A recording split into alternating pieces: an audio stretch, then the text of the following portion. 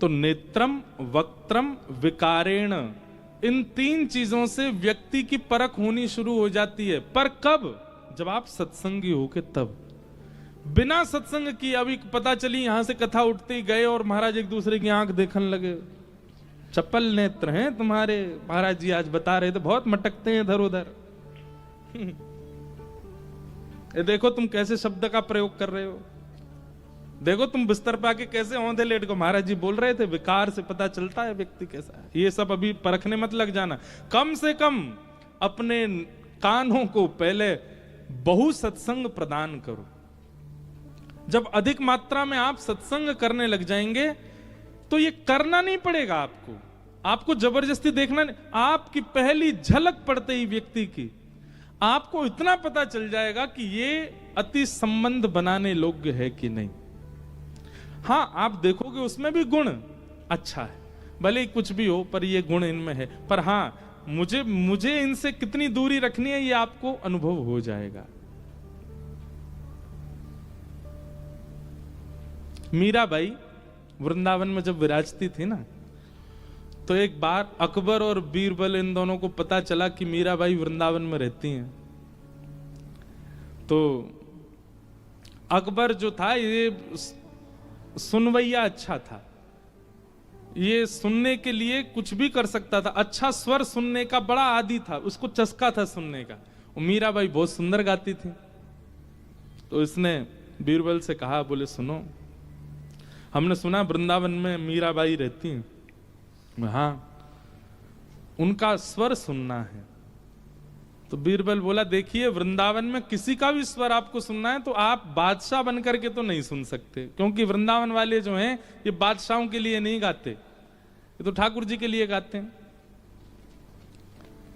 तो आपको रूप बदल के, ऐसे ही एक और घटना भी आती है, वहां तानसेन के साथ अकबर गए थे स्वामी श्री हरिदास जी का स्वर सुनने के लिए। तो वहां तो ऐसा हो गया था कि तानसेन ने कहा कि देखिए हमारे स्वामी श्री हरिदास जी महाराज जी सबके सामने नहीं गाते, ये केवल ठाकुर जी के आगे गाते हैं, उनका स्वर सुनना है तो आपको मेरा सेवक बन के चलना पड़ेगा। तो इतना रिजवार था अकबर कि तानसेन का तंबूरा उठाने वाला बन गया, पीछे पीछे हजूरी करता हुआ चल रहा है कि स्वामी जी का मैं स्वर सुन लूं। तानसेन ने बोला था, बोले देखो तुम चल तो रहे हो स्वामी जी के पास, पर आपकी एक बहुत गलत आदत है। क्या? आप किसी का भी स्वर सुनते हो तो वाह वाह वाह ऐसे करते हो। स्वामी श्री हरदास जी के सामने वाह वाह मत कर देना, नहीं तो बहुत पिटाई होगी, कोई नहीं देखेगा तुम बादशाह हो कौन हो। अकबर बोला नहीं नहीं मैं वाह वाह नहीं करूंगा। और अकबर बिल्कुल दीन हिंसा बनकर के, बिल्कुल सेवक बनकर के तानसेन के गए। निधिवन राज में विराजे थे, हाथ में लिए वीणा, हाथ में श्री स्वामी हरदास जी महाराज ठाकुर जी को कुछ सुना रहे थे। इतने में बीरबल ने आकर के, तानसेन ने आकर के जैसे प्रणाम किया, स्वामी श्री हरदास जी ने उसको देखा, पीछे देखा तंबूरा पकड़े कोई खड़ा है। स्वामी जी ने इशारा किया, गाओ तानसेन कुछ गाओ। तो तानसेन गाने लगे। एक तानसेन का बहुत अच्छा पद है पर आपको समझ नहीं आएगा इसलिए नहीं सुनाऊंगा, पर सुनाऊंगा थोड़ा, एक आध शब्द तो कहूंगा। नाम आया तो एक तानसेन का भी पद सुनाएंगे।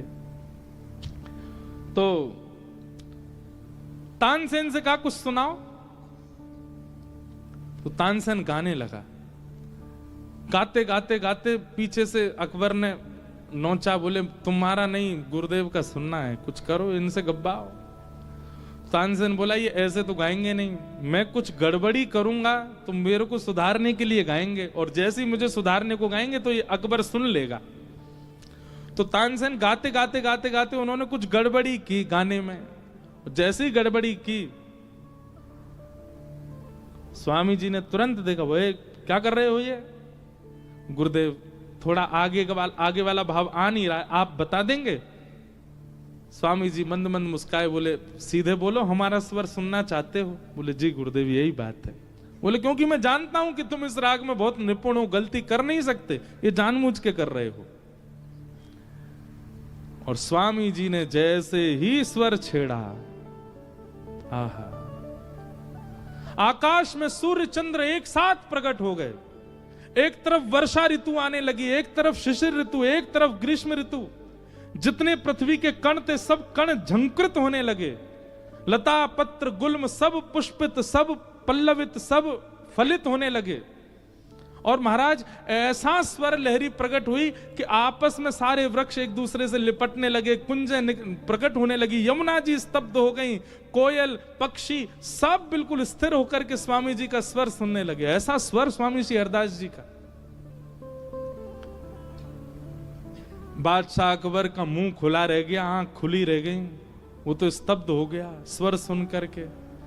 और जब गायन करते करते करते करते स्वामी श्री हरदास जी महाराज ने जैसे ही अपना गायन पूर्ण किया, पूर्ण होते ही सब यथावत समान हो गया। और जैसे ही समान हुआ बादशाह अकबर को होश आया, होश आती बोला वाह वाह वाह। उसकी वाहवाही सुनते ही स्वामी श्री हरदास जी महाराज को क्रोध, कौन है ये वाहवाही कर रहा है, ये कौन है, ये जरूर कोई बादशाह है, ये तुम्हारा कोई तंबूरा उठाने वाला नहीं, सत्य बताओ कौन है, नहीं तो इसको अभी देख लूंगा मैं। तुरंत तानसेन ने कहा, बोले तुरंत चरणों में गिर जाओ, नाक रगड़ो गुरुदेव के सामने। वाहवाही क्यों करी तुमने, क्यों? क्योंकि वृंदावन में रहने वाले किसी व्यक्ति विशेष को रिझाने को नहीं गाते, जी को रिझाने के लिए गाते हैं। वो व्यक्ति विशेष उस पर प्रशंसा कर दे, वो उनको स्वीकार नहीं।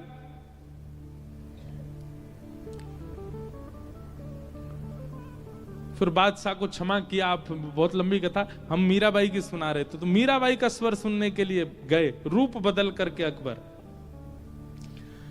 और जैसे सब लोग सत्संग करने आते थे मीराबाई के पास, सब लोग बैठे थे, पीछे दोनों आके बैठ गए, बीरबल और अकबर। मीराबाई ने एक झलक देखी बस, और उस एक झलक देखते ही मीराबाई अपना सत्संग करने लगी। सब लोग सुन रहे थे, सब लोग प्रणाम करके जाने लगे। जैसे ही अकबर बीरबल भी आए हाथ जोड़ के प्रणाम करने के लिए, मीराबाई के सामने जैसे ही झुके, तुरंत मीराबाई कहती हैं, एक जहां पना का इतना दीन होना यह बताता है कि वो सत्संग तो करता है। आप भले ही रूप बदल करके आए हैं, परंतु रूप बदल करके किसी सत्संग में आए हैं, इससे मुझे बड़ी प्रसन्नता है। अकबर हक्का बक्का रह गया, इनको कैसे पता, ये कैसे पहचान गई? अकबर कोई छोटा मोटा राजा तो है नहीं, उसके पास तो एक से एक पलस्तर करने वाले हैं, वो खूब रूप बदल के आया, पर मीराबाई पहचान गई। अकबर कहता है, ये विद्या आपके पास कहां से आई? तो मीराबाई कहती हैं, ये सत्संग की विद्या है। सत्संग ऐसी दृष्टि प्रदान करता है कि सामने वाला व्यक्ति कौन है, किस प्रकार का है, क्या खाता है, कैसी जगह बैठता है, कैसी जगह उठता है, ये सब अनुभव उसके केवल एक बार नेत्र देखने मात्र से हो जाता है। ये सत्संग का प्रभाव। आपके बैठने की अदब से पता चल रहा था कि आप जहां पना है, आप सत्संगी नहीं है। सत्संगी ऐसे नहीं बैठता जैसे आप बैठे थे। तो नेत्रम, वक्त्रम और विकारेण, इन तीनों से पता चल जाता है व्यक्ति कितना साम्यवर्ती हो सकता है, कितना समीप लाने योग्य है। इसलिए जिनका ये प्रश्न है, उनसे हमारी प्रार्थना, सत्संग बढ़ाइए, परखने की भावना से नहीं, केवल सत्संग कीजिए। जैसे ही सत्संग आपके चित्त में आने लगेगा, आपको लगने लगेगा, जैसे घी लगता है शरीर को तो मोटापा बढ़ता है, मीठा लगता है तो शुगर बढ़ती है, ऐसे ही दवाई लगती है तो बुखार उतरता है, ऐसे सत्संग लगेगा, सत्संग आपके चित्त में जाने लगेगा तो आप नेत्रों से परखिया भाव में आ जाओगे, परखने लग जाओगे। फिर और दो प्रकार का परखना होता है, एक तो होता है सबको परख करके उनके प्रति हीन भावना रखना, पर सत्संगी परखिया कैसा होता है, वो परख भी लेगा और हीन भावना भी नहीं रखेगा। वो पहचान जाएगा कि व्यसनी है, पर व्यसनी को देख करके भी उसके चित्त में हीन भावना नहीं आएगी। संसारी व्यक्ति जो परखने वाला होता है, वो देख, अच्छा ये तो बहुत पीता है, इससे संबंध नहीं रखना, ऐसा हो जाए। पर सत्संगी ऐसा नहीं होता, वो परखने के बाद भी त्याग नहीं करेगा, हाँ अति सामीप्य में भी नहीं लाएगा।